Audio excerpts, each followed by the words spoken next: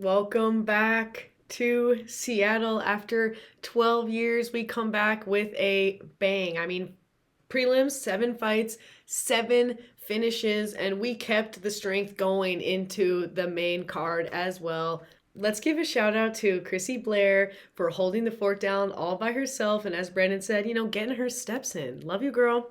Yeah, 12 years since the UFC has made their way back to Seattle, and Seattle missed them. And I hope that they will come back soon because I think we have some good things in the air. It was amazing. But before we start, Paul, with Love and Light, those shoes are not working. I think we have to change that. You have a very professional persona and way of speaking, and those shoes are not really emulating that. Michael, good job. Brendan, you're not off the hook with that. I think you kind of have the same issue as Paul here. Those shoes aren't really the shoes. Charlie, love it, killing it. Bruce, looking very retro. It's ugly in a good way. I like it. I'm liking the kind of floppy bow tie that's very 70s. I think that's cool. It was feeling like it was very Seattle. Lots of amazing fights, lots of amazing talent. We started off in the light heavyweight division with Modestas Bukauskas coming from Lithuania, and he came out swinging and he slumped Rafael Kerkera in the first round, and his lights were out. He kind of shut down like an android. He's a human being, but he looked like a computer at that point with the shutdown, with the hoping that Rafael is okay because this is the second KO loss that he's gotten, and this is his second UFC appearance, so wishing him love, but he got slumped by Bukauskas. Oh my gosh. And then we move on down. Our next fight is middleweight. We get a middleweight banger between a veteran, not necessarily in the UFC, with Nurostin Ruziboev, versus a up-and-comer, but again, younger in actual years, with Eric McConico. Eric McConico was a big underdog in the betting odds, and it did not go in his favor. He suffered, and he lost TKO to Ruziboev, another TKO. We're just going through these fights quick. They're flashing by. Don't blink. Fight 3. We get a short notice, and Rutherford, he's known for his wrestling, and that's exactly what he did. He wrestled his way to the top, or more realistically, to the bottom, to the ground, gave us our first slam of the night, coming in with a wacky hairdo. How many of you have that haircut right now? It's trending. Yeah, so round 1, big takedown, all Austin. Round 2, he's looking for those same opportunities with the wrestling. Let's go with a little bit of ground and pound by the end. The end of the second round was brutal. Another TKO finish. Welcome to the UFC, Austin Rutherford. Oh, drama, because maybe there were some shots to the back of the head. I don't really know what the drama was, but Nicolay gave Austin a shove, as they stood up and the security had to run in and, break it up. Austin wasn't looking to fight, but a little bit of drama there, so not sure what that was about. Mr. Paige Van Zandt gave his wife a shout out, and if you're into Power Slap, not my thing, but no hate, I guess, she's on that. So check her out this upcoming weekend, I think. I don't know. We made our way to Ricky Simone versus Javid Basharat, the Snow Leopard. Love all my kitties, but this kitty got smoked, okay? He was out for a while on injury, and this fight was not a great way to come back. Simone was a major betting underdog, and I think people were really discounting his insane amount of experience. Ricky Simone is a veteran in the game, and he's a veteran because he's got a tattoo of his own name on his back. That's a classic veteran move. We see another one of those later. Hello. And Ricky does it. He does it again. Shout out to my friend in the comments who was also gunning for Ricky. So happy to see it. We could not get enough KOs on these prelims. Oh my goodness. Man, but I really feel, that karate guard will get you messed up sometimes, and Basharat has that karate stance, and it definitely opens you up to get hit, and he got TKO'd. So it's just TKO, TKO, TKO. And then we are on to our 5th fight. Back to middleweight. Okay, this is another weird mullet, this very specific kind of mullet. Interesting. And yeah, Nick Klein, Austin Rutherford, they both have it. So Abdul Malik is the biggest favorite, or was the biggest favorite on the entire card, because he's been knocking people out in seconds, and I know that really gets the bettors going. And he has an interesting way of speaking about it. He considers these knockouts him expressing himself, which I love. He refers to it as he's expressing himself. He's at Extreme Couture, which, great people to hang with. No one on the betting market was giving Klein a shot. I mean, he was a plus 700 dog. It didn't go his way, but in the first round, how about that? How about that spin attack? Okay, no, it didn't work out. Round 1 was Nick Klein, though. I do think that he won that round, and he knocked Abdul Malik, rocked him with that spinning elbow, ended with control. But by round 2, Abdul had recovered from that early adversity, and he hit him with that TKO. Yeah. Got him down. There's some power. You could just see this. The size difference was insane. It's a miracle that Abdul Malik actually makes middleweight, because he looked like a whole human being bigger. But great fight, another TKO. Time is just flying by. Okay, we go Andre versus Melky. Melky Costa, featherweight. Okay, we got 2 spunkies. This is a card full of weirdos, as I said in the breakdown. And I mean that affectionately. And here's 2 of my favorite weirdos of tonight. And this was Andre's first time ever fighting in his home state, which is very cool. But ultimately, it's Melky who gets the submission, and it's his 8th win of that kind. Final seconds, Feely went for the takedown actually himself. So Feely put himself in a rough position. He went for the takedown and he got submitted. That arm crept right around. Melky Zael Costa is somebody to look out for. I mean, hello. He's the first person to submit Andre Feely in 10 years. So this was his big name matchup, and he came out on top. Wow. And, he's very, I was saying before, he's very cute on the mic. He's very fun. This time he said, if you need me next week, Chama.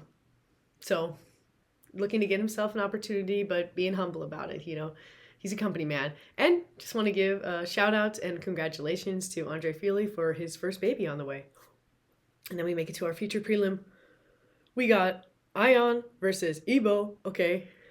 What's with that? Cutelaba versus Aslan. We got some light heavyweight power, some big guys coming in. Ebo is at Extreme Couture and finished all of his 14 wins coming into that night by KO. And Ion didn't do his Hulk thing this time. Dang it. But maybe that was a good thing, because he came out on top and he got his first submission win in the UFC against Aslan, who was a favorite coming into this, okay? So a sub win for Cutelaba. He continues to evolve as a veteran in the sport, okay? And he was very emotional on the mic. He does not effing care, okay? I don't know how many times he said it, that he doesn't effing care. He doesn't effing care who he fights next. He doesn't effing care this, effing care that, okay? He's free. He's free. So he was bringing that Hulk energy, but he didn't paint himself green. I hope he does next time. Yeah, so that's Ion Cutelaba gets his first submission win against the hype train Ebo Aslan. Another finish. Every single fight on the prelims. 1, 2, 3, 4, 5, 6, 7, finish. And then we make our way to the main event. What a time. Okay. Main event is a short notice fight on both ends. So Alonzo Manfield was supposed to fight in a couple weeks, and he said, you know what, sure, I'll jump in. And then Julius Walker is making his UFC debut. He said, yeah, sure, I'll jump in. Okay. I don't know about you, but I don't like it when they give Jason Herzog, a relatively small man, probably somewhere around bantamweight, featherweight, realistically, a big boy matchup like this, a light heavyweight matchup. Like, okay, I know Jason's a professional. He can handle himself, but it's just kind of scary to think about him in there with these big, massive dudes. But I don't know. Anyway, let me know if you ever wanted to, how do they pick who's gonna, shouldn't they pick, who's gonna ref what match, a little bit based on size? I mean, sometimes picking the smallest. Okay, round 1, they both got rocked and were pretty slow by the end, because they came out swinging. There was a lot of heavy clinch work, and Alonzo was doing so much work defending the takedown, and Julius was doing a lot of work trying to get that takedown. Oh my goodness. Little interjection. I heard Alonzo's coach call him Zoe multiple times as he was yelling directions to him, and I love that. So I want to call him Zoe. Okay, so Juice and Zoe were both very, very tired again after round 2, and round 3 comes. Okay, and this is our first round three of the entire night. So we went through the entire prelims and we didn't even get a round three. So we're getting to our first round three and the crowd's booing.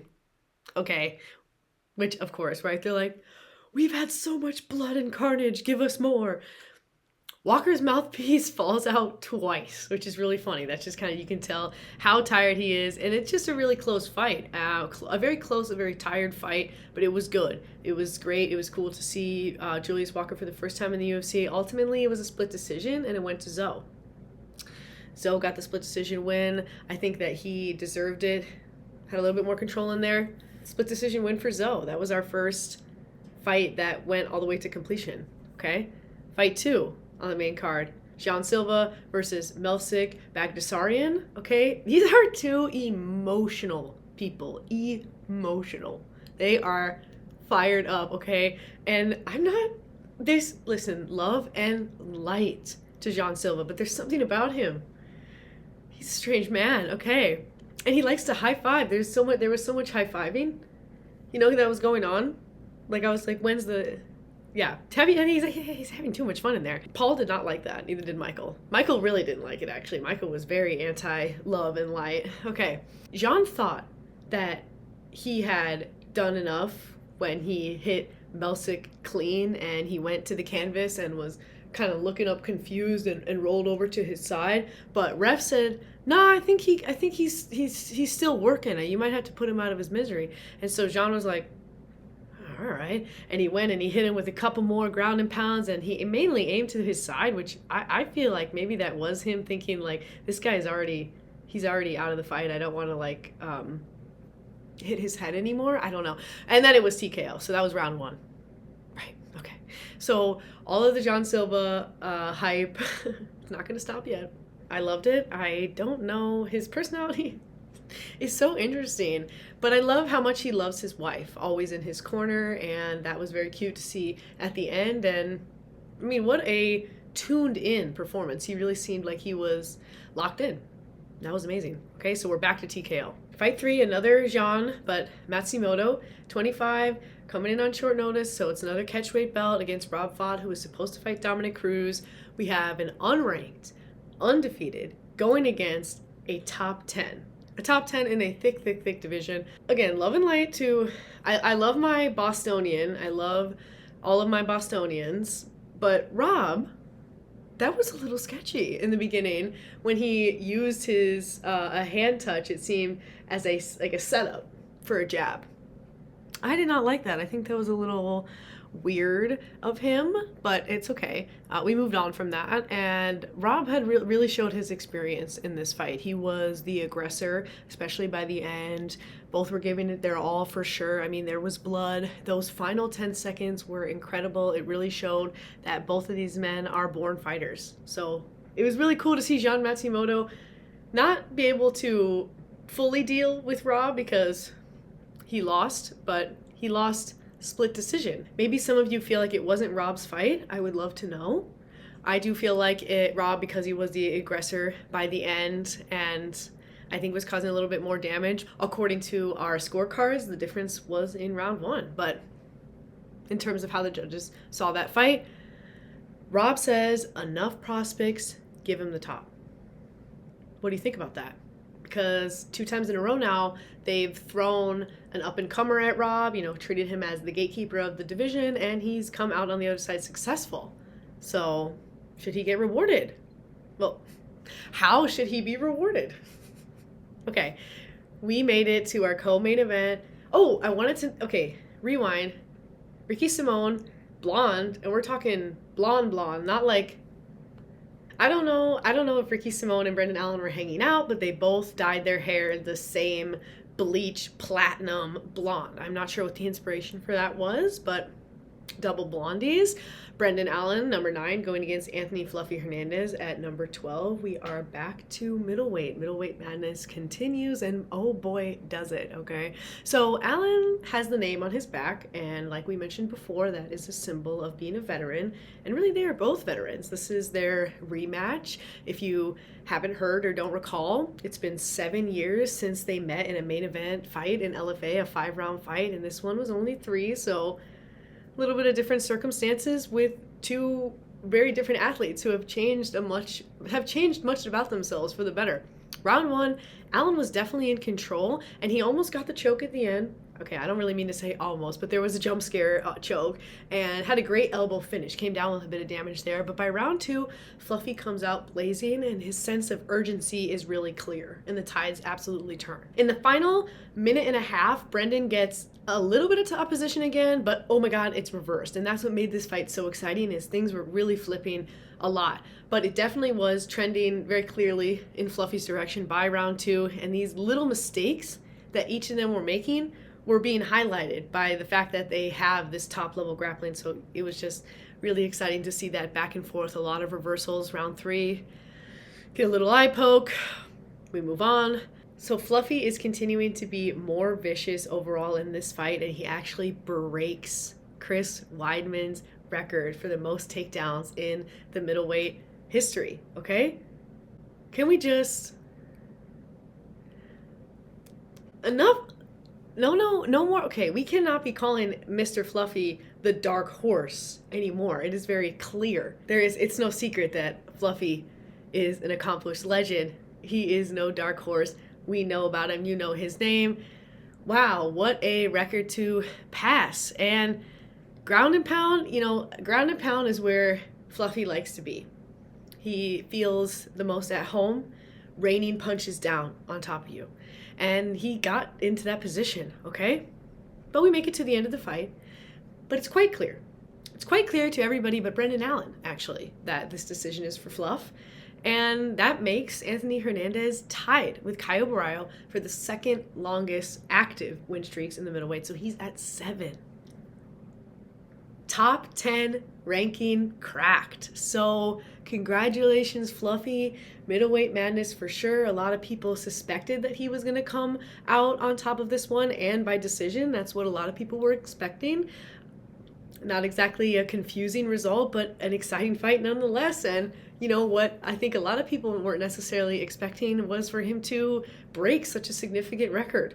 Okay, so shout out Chris Weidman. Love you. Shout out Fluffy. Things have been so full of action, so exciting. The crowd is booing at just like the slightest delay. It just shows you how spoiled of a night it was. And things kind of ended anticlimactically, to say the least. They ended in a pause. So we make it to our main event. Henry Cejudo often refers to himself in the third person.